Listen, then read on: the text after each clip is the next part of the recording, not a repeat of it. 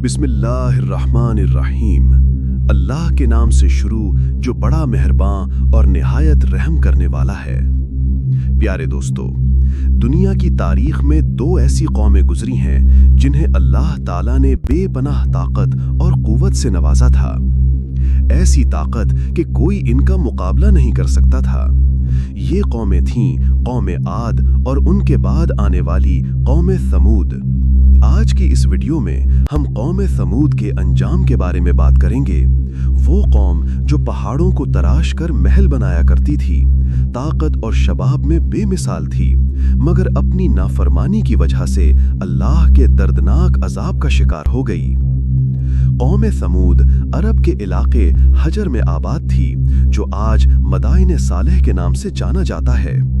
ये लोग पहाड़ों को काटकर शानदार महल और घरों में रहते थे। अल्लाह ताला ने उन्हें बागात, चश्मे और हर तरह की नेमत अता फरमाई थी। ये लोग ना कमजोर होते थे और ना ही वक्त से पहले बूढ़े, हमेशा जवान और तंदुरुस्त रहते। लेकिन दोस्तों, यही कौम गरूर में डूब गई और बुत परस्ती शुरू कर दी, अल्लाह की नाफरमानी की। हालांकि उन्हें मालूम था कि पहले भी कौम आद अपनी नाफरमानी की वजह से हलाक हो चुकी है। अल्लाह ताला ने उनकी हिदायत के लिए अपने नबी हजरत सालेह अलैहिस्सलाम को भेजा। उन्होंने फरमाया, ऐ मेरी कौम, सिर्फ अल्लाह की इबादत करो, वही तुम्हारा रब है, उसी ने तुम्हें पैदा किया है। लेकिन कौम के सरदारों ने इनकार कर दिया। उन्होंने कहा, ऐ साले, अगर तुम सच्चे नबी हो तो कोई मौजज़ा दिखाओ। सरदारों ने एक शर्त रखी, इस पहाड़ की चट्टान से एक ऐसी ऊंटनी निकले जो फौरन बच्चा जने, खूबसूरत हो और सबके लिए दूध दे। हजरत सालेह अलैहिस्सलाम ने अल्लाह से दुआ की। अचानक पहाड़ फटा और उसमें से एक शानदार और खूबसूरत ऊंटनी निकली, जिसने उसी वक्त बच्चा जना। ये अल्लाह का अजीम मौजज़ा था। इस ऊंटनी का दूध इतना ज्यादा था कि पूरी कौम पीकर सैर हो जाती। हजरत सालेह अलैहिस्सलाम ने फरमाया, ये अल्लाह की ऊंटनी है, इसे आजाद छोड़ दो। एक दिन ये पानी पिएगी और एक दिन तुम्हारे लिए होगा। कुछ दिन तक सब कुछ ठीक रहा, लेकिन सरदार और बदबख्त लोग तंग आ गए। वो बोले, ये ऊंटनी तो हमारा पानी खत्म कर देती है। चुनांचे उन्होंने साजिश की। एक औरत ने दो नौजवानों को लालच दिया कि अगर वो ऊंटनी को मार डालें तो वो अपनी बेटियां उनके निकाह में देगी।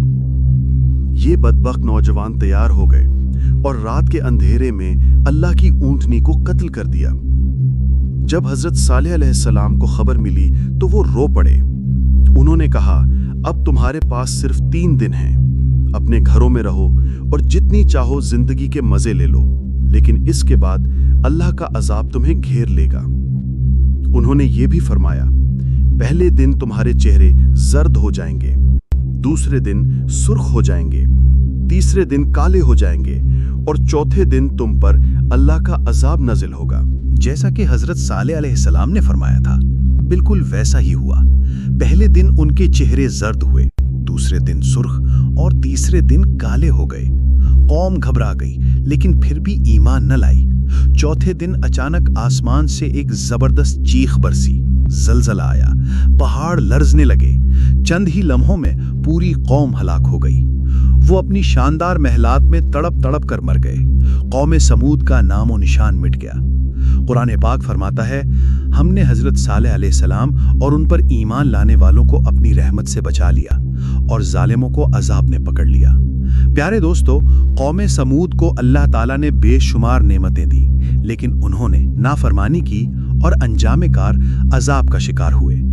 हमें इस किस्से से ये सबक मिलता है कि अल्लाह की नाफरमानी इंसान को तबाही में डाल देती है। गुरूर और ताकत अल्लाह के मुकाबले में कुछ नहीं।